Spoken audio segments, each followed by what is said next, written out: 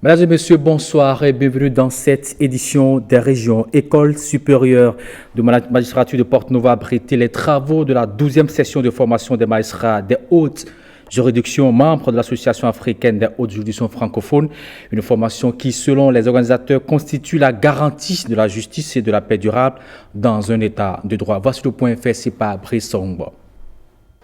La 12e session de formation des magistrats des juridictions membres de l'AAA-HJF, l'Association africaine des hautes juridictions francophones, s'est ouverte ce mardi à Porte-Novo et cela pour 48 heures sous de bons auspices avec la présence effective pour la première fois du directeur général de l'ERSUMA, l'École régionale supérieure de la magistrature, instituée en 2017.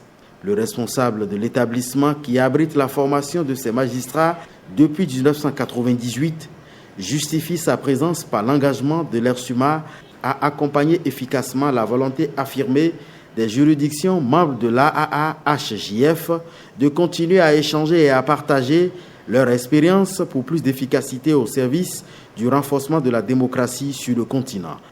La session de cette année, si l'on regarde bien les thématiques, montre clairement que l'objectif, c'est le repositionnement des hautes juridictions.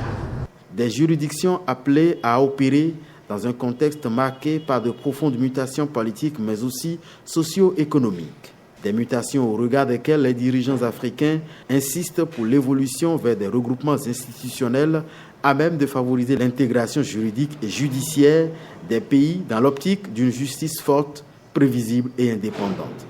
Les juges africains du 3e millénaire doivent s'adapter aux évolutions de leur temps pour être à la hauteur des mutations tant quantitatives que qualitatives qui s'opèrent au plan juridique dans nos sociétés, dans leur marche irréversible vers la modernité. Une modernité qui rime avec une sécurité juridique et judiciaire consubstantielle à l'essor économique des États membres de l'AAA-HJF. La formation continue et le recyclage sont à la pratique juridictionnelle ce qu'est la maintenance pour nos ordinateurs.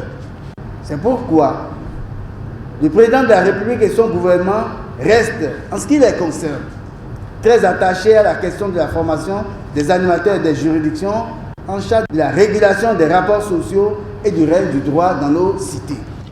Les sessions de formation des magistrats des juridictions membres de l'AAA-HJF constituent donc, à en croire ses organisateurs, la garantie d'une justice au service de l'état de droit et de la paix.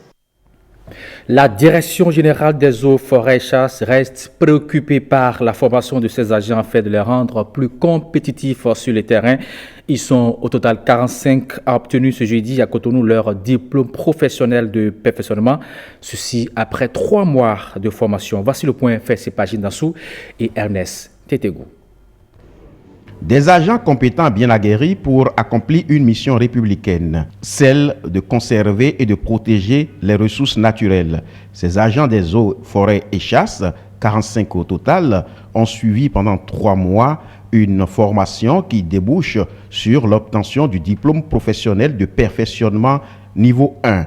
La Direction générale des eaux, forêts et chasses reste engagée dans le perfectionnement de ces agents. Lentement mais sûrement, la Direction générale des eaux, forêts et chasses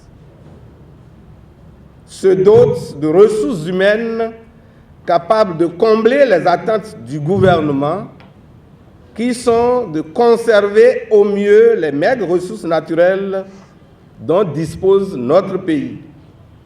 Cette formation de 45 sous-officiers contrôleurs des eaux, forêts et chasses est une illustration de la dynamique de ce sous-secteur du ministère du cadre de vie et du développement durable, car elle permettra de doter non seulement l'administration forestière de cadres capables de commander les unités élémentaires déconcentrées que sont les postes forestiers, les sections communales, mais aussi d'accroître leur capacité personnelle.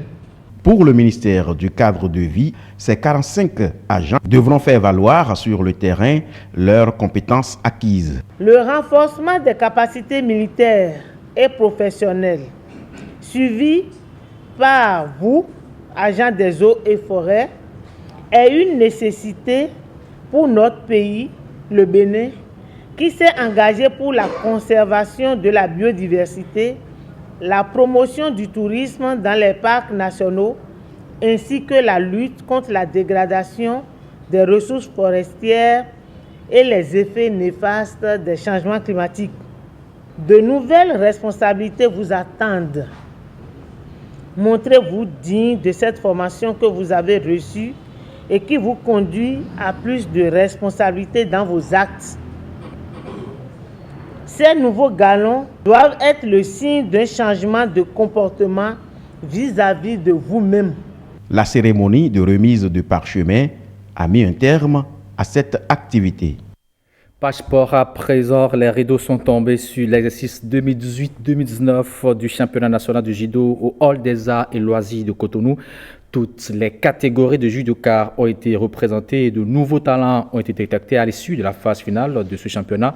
Suivons ici le compte rendu avec Robert Copper-Edor et Amitié Sagwidi. On prit part à cette phase finale de championnat national de judo une centaine de judokas béninois. C'est le grand rendez-vous des vainqueurs issus des phases départementales. Minimes, cadets, juniors et seniors venus des différentes ligues ont tous démontré leur savoir-faire.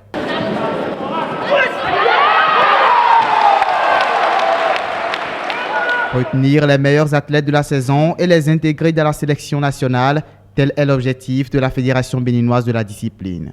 Les minimes, les cadets, juniors et seniors, dans toutes les catégories que réservent, n'est-ce pas, ces catégories d'âge. Déjà, dans l'OME, ça s'est passé le 12, comme dans les d'autres départements également, dans l'Atlantique et autres. Une sélection a été faite. Les résultats ont été convoyés vers la fédération et ce sont à base, n'est-ce pas, de ces résultats qu'aujourd'hui, vous avez vu une centaine de judokas ici. Ce sont les finalistes qui sont là aujourd'hui pour combattre à nouveau et dégager les meilleurs, n'est-ce pas, de la saison 2018-2019. L'édition 2019 du championnat national de judo a connu une particularité.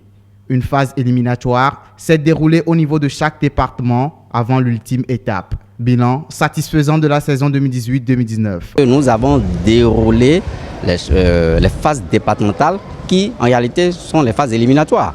Sur le samedi 12 octobre 2019, nous avons déroulé ces phases-là dans tous les départements. Contrairement aux exercices précédents où ça se fait département par département. Mes félicitations à l'endroit des nôtres, à l'endroit de nos judokas qui, vaille que vaille, malgré les moyens, malgré les difficultés actuelles, essayent quand même de se battre. Aux encadreurs également qui font l'effort, malgré les maigres moyens que nous avons. Les tatamis qui n'existent pas et autres, ils font l'effort, ils essaient de relever le niveau de nos athlètes.